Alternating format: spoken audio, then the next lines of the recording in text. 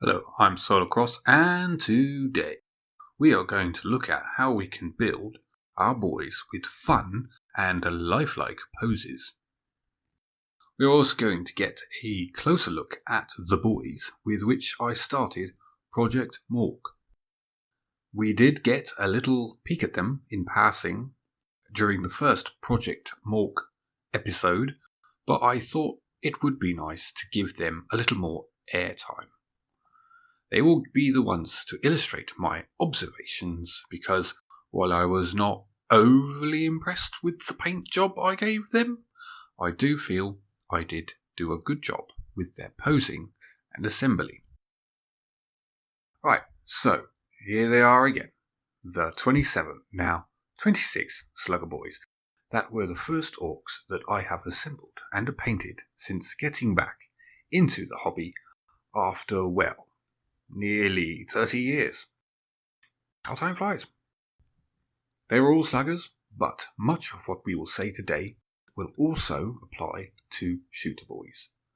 Shooter boys have a bit less scope for interesting posing, since their arms must be aligned together to hold their weapon.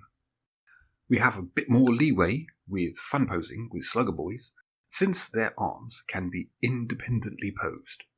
So, let's run through them in rapid fire.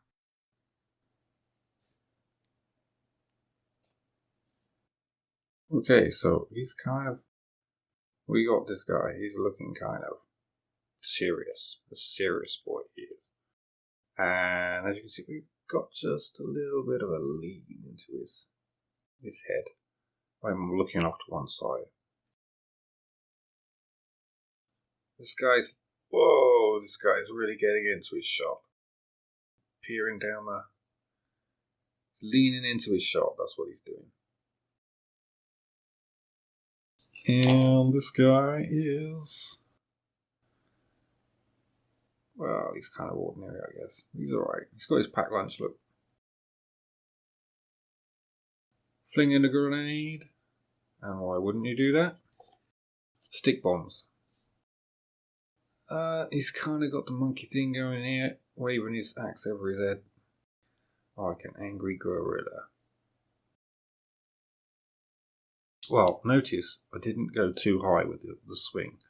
You have to watch that. I mean, it's always tempting to have the axe go quite high, as if he's going to make a big swing, but that shoulder muscle really wants to be on the top. So you don't want him getting some strange musculature with an upside down arm. And let's look at this guy. He's got his arm out. He's gonna, I don't know. Oh, look. So this arm actually is for holding a shooter, and it's got this kind of tucked in thing. So what I did, I chopped off and put a slugger there, and it's just to vary the angles, because how the arms are holding the weapons, I do that sometimes. And this guy, he's got his arm out a bit, and that probably was done by cutting into the shoulder a little bit, just to peel him away from his elbow from his sides, because obviously the standard orc arms are quite sort of flat against the sides, and if you want them up a bit, like this one is up and this one's up, you have to cut away a bit the shoulder and sort of, and then you get this kind of slightly elevated shoulder, elbows. And who is this guy? Oh, he is I'm not actually sure I did such a great job with this one, because the weapons both coming up in front of his face kind of crowds his front. I like this one though. He's got his arm up a bit. I always think that's a nice thing to do. Just subtly, you don't have to go crazy. But if it's just a bit away from the elbows, just a bit away from the sides, it just creates a bit more of a natural look. This guy's having a great old time, isn't he? Look at that. He's probably doing a warg there, isn't he? If you look at him. With his mouth open and his axe in the air. So, if you want to get a nice an axe high in the air, bearing in mind the shoulder issue, part of the way to do that, I think, is to lean the body, get the arm cut a bit so that you can get the elbow away from the sides, and then just have it subtly up a bit, because you try not to keep this. You want to keep this part of the arm away from going more than, say, 90 degrees, because of trying to keep the muscles lined up. But you can get an axe pretty high in the air by combining the lean and the cuts. So actually, I did this shoulder too in a slightly different way. That looks a bit wrong, actually. I think I used green stuff there. Not sure what I did there, actually. Okay, and this guy has a comical blade on his helmet. So something like a spiky style helm for stabbing people in the guts, except ridiculously big. And he's got his gun up a little bit in the air, but not too much. That's about it. It's kind of a boring pose. But I suppose his helmet makes up for that.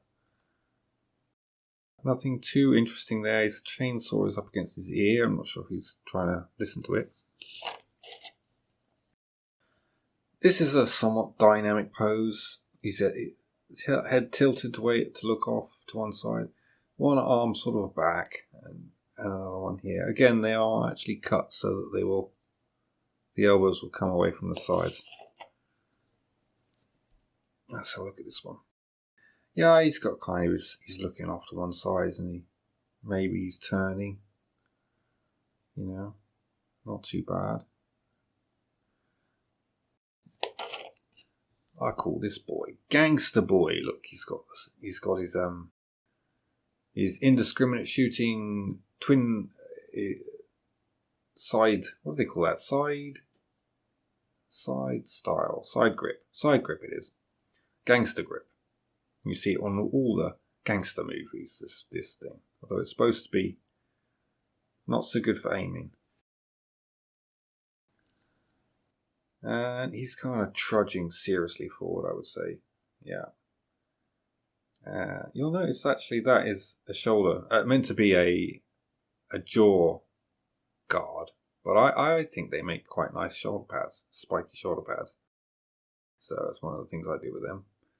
So yeah, nice. Have a little bit of a lean on the head, so as if he's looking off one way. That's a nice thing to add a bit of life. Nothing too much to say except this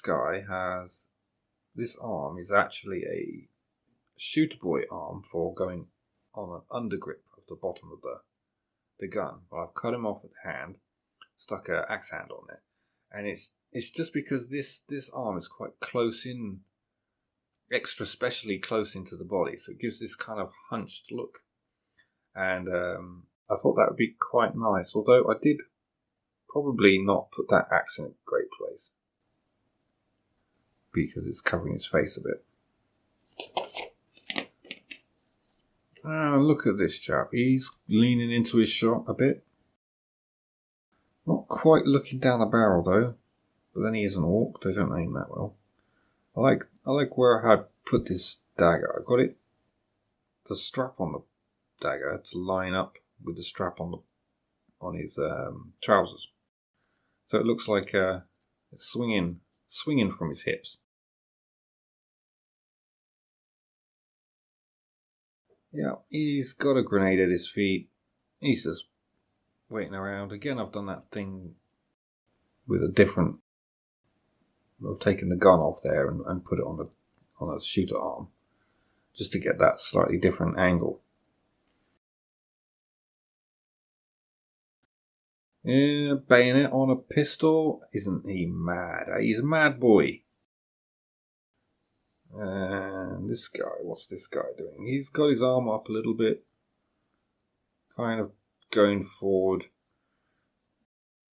I'm not 100% sure I really thought about this actually, because these legs can kind of look like you're trudging forward. And if you examine your biomechanics when you move forward, your arms naturally go forward when your leg goes back. So, and vice versa. So, in fact, if this leg is forward, that ought to be back really, and this one should be forward since this leg is back. But oh well, next time. And this guy, well, he's alright, I guess. He's got his gun up, he's got his sword up. Probably his sword could have been down a bit, just so that his face isn't too crowded.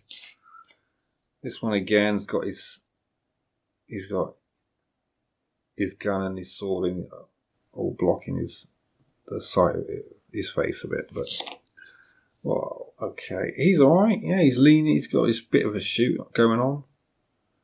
Leaning in there. And we're getting near the end now. This one's alright. A little bit of a tilt to the head. Got his sword out. Gun drawn back a little bit. And finally, done another hunched thing here, but this time he's holding a pistol. That's again the shooter underarm grip, but with the hand taken off and sort of arranged slightly differently there. Otherwise, he's kind of normal, but it gives him a hunched look, doesn't it? Like he's, I don't know.